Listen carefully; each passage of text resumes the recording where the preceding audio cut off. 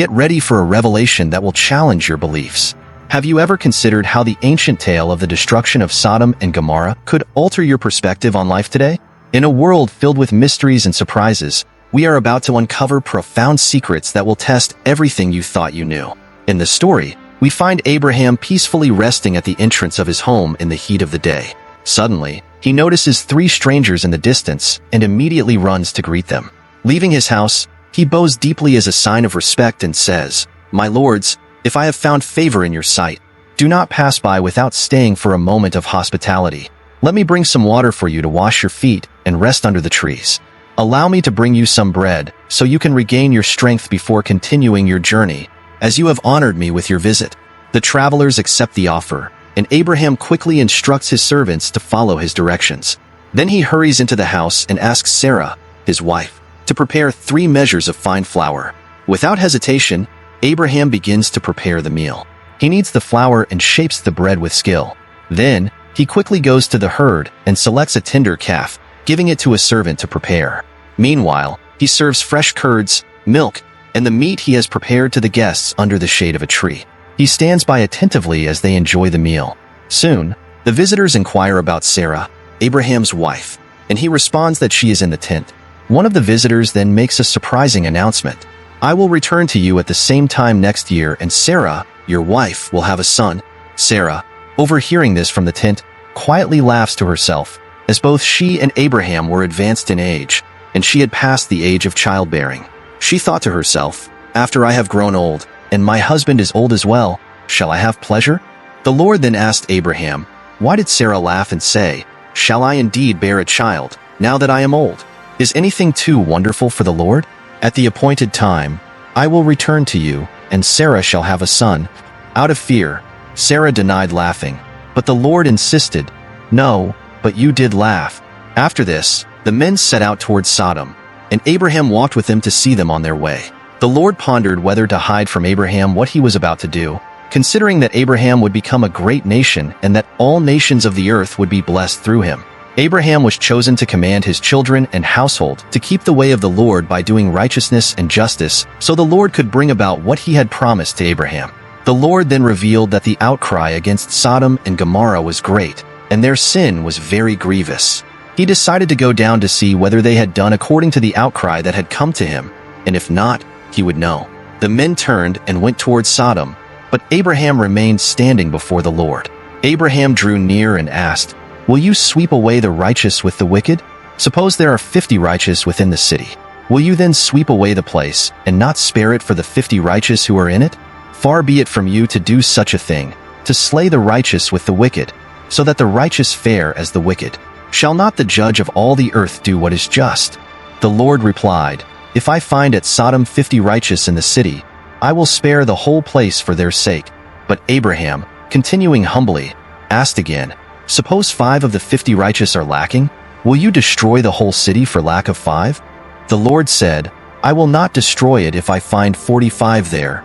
Abraham persisted, "Suppose 40 are found there." The Lord answered, "For the sake of 40, I will not do it." Then Abraham said, "Oh, let not the Lord be angry, and I will speak. Suppose 30 are found there." The Lord replied, "I will not do it if I find 30 there." Abraham continued, "Suppose 20 are found there." The Lord answered, "For the sake of 20, I will not destroy it." Finally, Abraham asked, "Suppose 10 are found there."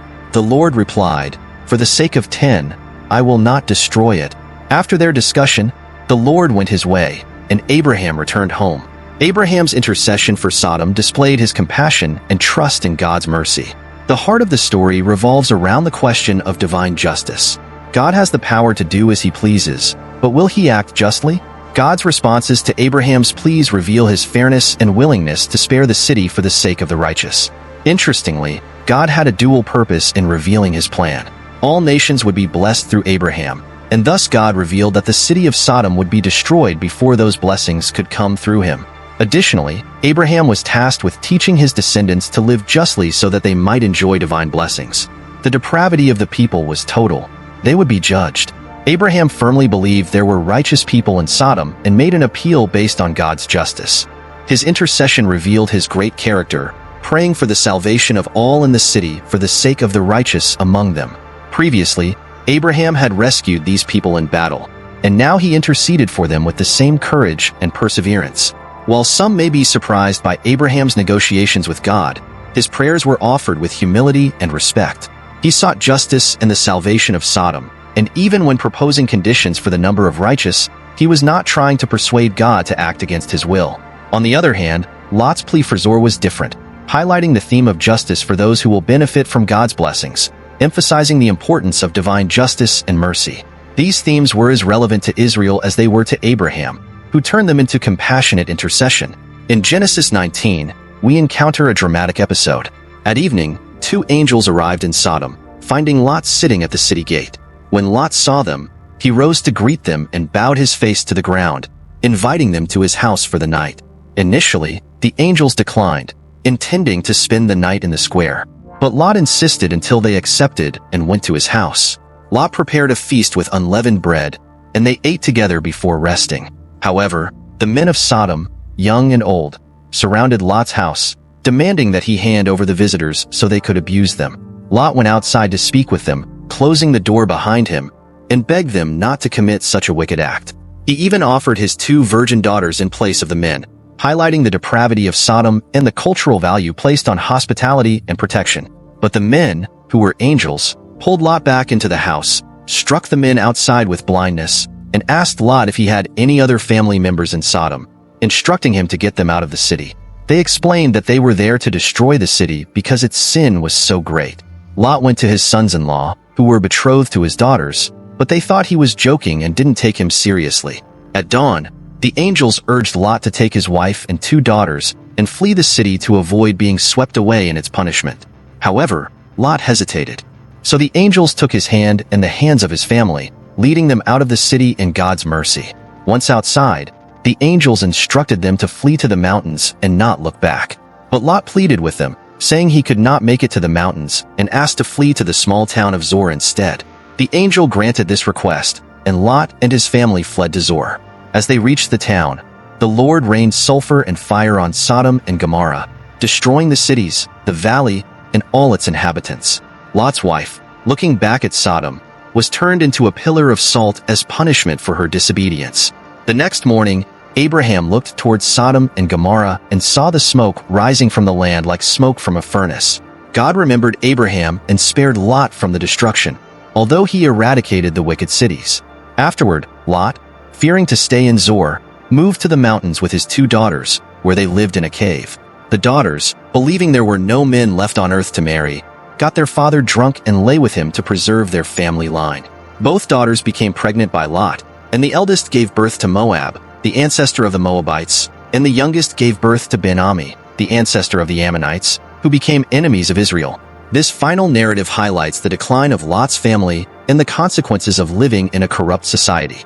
Despite initially seeking refuge in Zoar, Lot ended up in the mountains, far from the advanced civilization of Sodom. The daughters' actions demonstrate the lasting influence of Sodom on their morals. The births of Moab and Ben-Ami serve as a reminder of the sin that led to the creation of Israel's enemies. This conclusion contrasts sharply with Abraham's story, illustrating that when people compromise with sin and do not fully trust in God's protection, the consequences are severe. The message of Sodom and Gomorrah extends beyond the ancient text, challenging us to reflect on the importance of justice, mercy, and living in alignment with divine principles. The story serves as a reminder of the consequences of a society's moral decline and the importance of intercession, compassion, and trust in God's righteousness. As you contemplate this tale, consider how it relates to our world today.